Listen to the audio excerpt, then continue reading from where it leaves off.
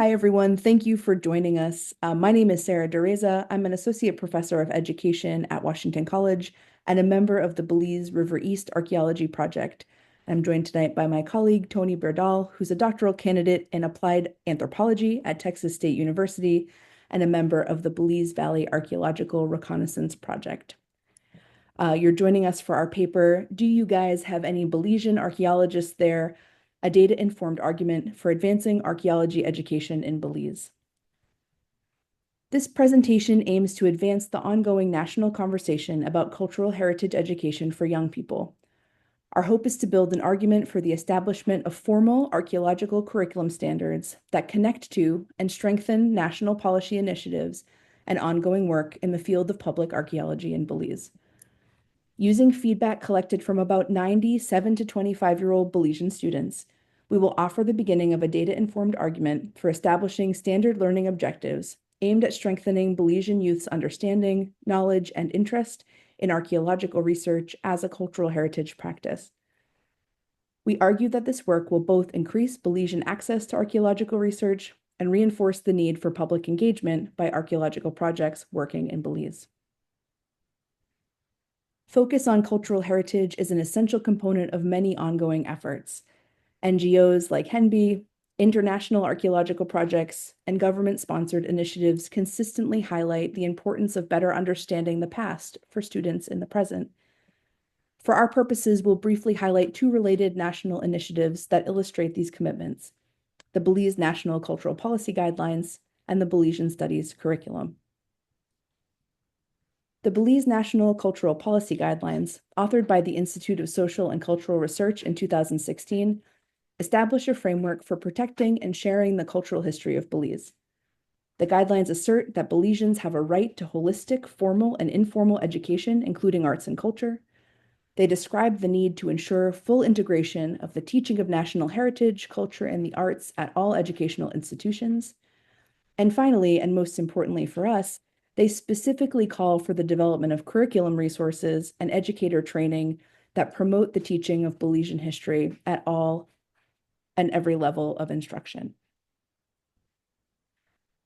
As a part of the implementation of the National Cultural Policy, the Belizean Studies Curriculum, a collaborative effort between ISCR, educators, community members, and the Ministry of Education, was launched and piloted in secondary schools in 2018. The interdisciplinary social studies curriculum has a strong identity focus, encouraging students to think early and often about how the past shapes the present. The curriculum encourages students to explore their own cultural practices and beliefs, and to better understand others through cross-disciplinary integration of heritage education into many subjects. While neither of these policy documents explicitly call for the establishment of archaeology-focused curriculum standards, we think they lay a strong conceptual foundation for that work. Education in archaeology is not a standard part of the learning experiences of most Belizean youth. Researchers studying the history of Belizean education often comment on the relative absence of archaeological content in the curriculum. In the colonial period, British systems tended to de-emphasize the ancient past and focus instead on British history. Over time, more historical content specific to Belize, largely focused on the ancient Maya, has been incorporated into the curriculum. This means that knowledge about people and how they lived in the past, worshipped, and worked is a part of many students' schooling experiences. However, students are not provided with opportunities to learn how the past is studied and understood. While learning how archaeological research is conducted may not yet be a part of the formal curriculum, an increasing number of Belizean students participate in public or open archaeology programs, such as those offered by the Aventura Archaeological Project, Program for Belize, and the Stand Creek Regional Archaeology Project. This shift towards more public archaeology is due in part to trends in the field, encouraging scientific projects to include meaningful engagement with host communities. This means that many international archaeologists are currently the front line for archaeology education in Belize. It's important to acknowledge what a powerful position they find themselves in. So what's at stake? Why is it important to fold archaeology into the formal study of history and culture in Belize? Or for archaeologists to think critically and systematically about what they are teaching Belizean students in the field? We'll turn now to data collected across several public archaeology projects to help answer these questions. In January of 2018, the Belize River East Archaeology Project, directed by Dr. Ellie Harrison Buck, ran an open archaeology day at their Baptist Church excavation in Crooked Tree. This excavation was part of BREA's ongoing efforts to document historic archaeology, particularly as it relates to history and culture in regional Creole communities. This public archaeology project was organized in partnership with the Crooked Tree Government School, who brought 78 students on a walking field trip. During the visit, they moved through the site, listened to brief presentations, watched demonstrations, and asked questions to the international BREA team and community excavators and project partners. At the end of the visit, school teachers gave an exit ticket, asking students to write responses to the question, "What is one question you have?" 67 of the 78 students completed the exercise. On that ticket, nearly 60% of students asked questions about the field of archaeology. These questions fell into 5 main categories. Students first demonstrated curiosity about the science of archaeology, wondering how sites are chosen and how research is done once artifacts are found. They also asked a lot of questions about who archaeologists are as people. Students asked where archaeologists came from and where else they've done research. Then, as the title of our talk demonstrates, they asked direct questions about whether it was even possible to be a Belizean archaeologist. Student questions about objects showed an understanding that the things that are taken from the ground in archaeological research don't get reburied once they're found. They also showed real curiosity and skepticism about where the things that were found would ultimately end up. As we know, these objects themselves are fascinating and open up lots of wonderful questions. Students had questions about what archaeologists find. They were curious about what they were looking for and if what they had found was of particular rarity or interest. Finally, students wanted to know something about the motivation of archaeologists. What makes them curious? Why do they do the work that they do? And where do their research questions come from? Students were interested in the people and the process of archaeology. They're critical and incisive. Their questions show patterns of existing knowledge, skepticism, and curiosity that we think can help Belizean educators and public archaeologists interested in creating curriculum identify natural places to begin that work. The Belize Valley Archaeological Reconnaissance Project came from a need to stop looting and destruction of the site in western Belize, and decades later, they have enhanced this engagement by working along with university students from Belize to help them get their field credits. This has helped to give a space for other Belizeans to volunteer in field work, including high school students, tour guides, and also scouts. So during those field seasons, I would interview the students and volunteers and also document comments that they make based on our interactions, whether it is us discussing artifacts, history, or the archaeological process. One of the issues that came up in the interviews and conversations was the need to see people who look like themselves conducting the fieldwork. Their knowledge of archaeological projects in Belize was very limited, and what they did know or see was that it was dominated by foreigners. They largely believed that it was something that they could not do or have access to.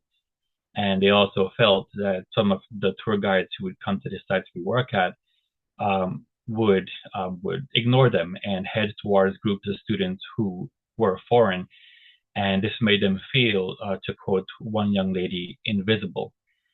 After they took part in the process, they realized that once they are taught and they know how it works, they understand the importance of method, they can understand the archaeological process.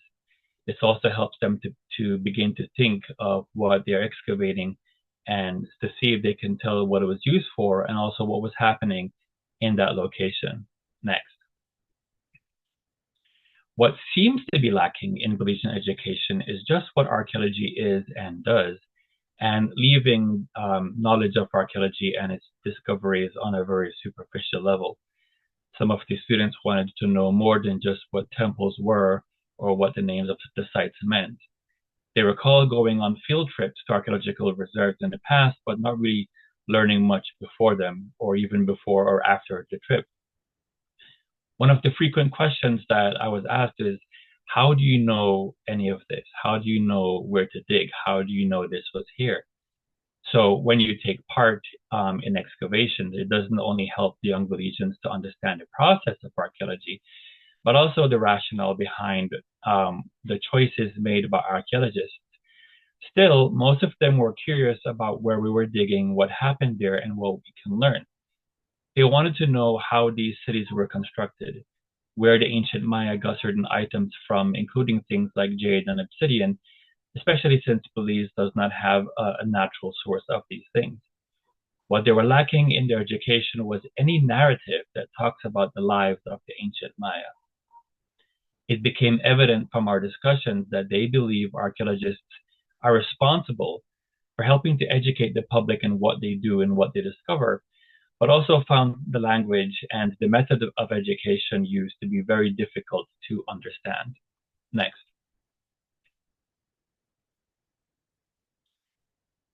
So it is important from fieldwork, the experience that they get is that they are being involved in the process.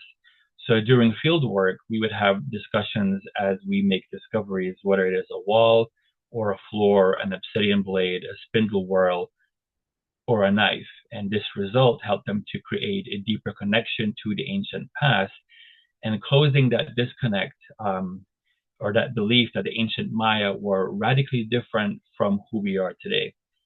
But it goes beyond that because many realize that the importance of having Belizeans conduct such excavations, it is important because it is a part of our historical and also our lived heritage. It sparks an interest to know more about the lives of the people and not just the kings or the elite. They could see themselves using the ancient artifacts in their daily lives. Next. So we believe it is important to help students understand the scientific nature of archaeology, the practice of it, the method of what's being done, and how this differs greatly from looting. Looting is something that they know quite a bit about. You know, don't steal, don't destroy, don't sell. And what we tell them is that this causes the loss of information. What they need to understand is that archaeology requires training and proper documentation because of the destructive nature of archaeology. Discussing the process from start to finish, including the pyramids, how they use technology, the taking of detailed notes, and what happens to the artifacts after, can dispel the notion that archaeologists only come to Belize to loot. Archaeology in Belize is not just about the ancient past, but also investigates recent history. Regional archaeology projects examine different things. They provide information for regional histories and how these histories tie into the larger national picture. Not all archaeological projects ask or answer the same questions. It would be good for teachers to have access to this information so that they can talk to their students and show them what archaeology is and what it encompasses. But it is more than just the ancient Maya, but also examines what happened before the ancient Maya formed in Belize, and also how archaeology can help us learn more about recent history. By working with teachers, archaeologists can help to create stuff that they can read that's easy to digest as non-academics at varying reading levels. And these can go along with regional histories or to go along with artifacts or also the process of excavation. Next. So apart from discussing the science of archaeology, we believe that it is important that they talk about the significance of the results. Not all students will get the chance to take part in excavation, but I think it's good for them to see the process of it and to be able to see and touch artifacts, which helps them to create a stronger connection between the past and the present. They can be taught how to properly hold artifacts and get young Belizeans thinking critically about what the artifacts mean and how it can tell us more about the past. This may not have to be done in the field, but can also be done in schools by having a small traveling exhibit. From seeing the impact of being on a project, I think it's good that we encourage more young people to be involved in archaeology. Archaeological projects can work along with schools to establish some kind of program that allows this, whether it's a day or a week, just to visit, just to see their lab space, or even to actively excavate along with them. While this may require careful planning, it is not impossible. It is important that young Belizeans understand that archaeology is not closed off to them. When they understand the colonial history of archaeology in Belize and what happened and why, but also reminded that the archaeological past belongs to everyone, then they will come to understand the importance of being a part of that process. Archaeology can help them to inform who we are as a nation, as a people, as a culture, and how tangible culture goes hand in hand with intangible culture to enhance our shared identity. As challenging as we know it can be to execute something like this, having young Belizeans present to see the process will help them in the journey of answering that question, are there any Belizean archaeologists? Thank you.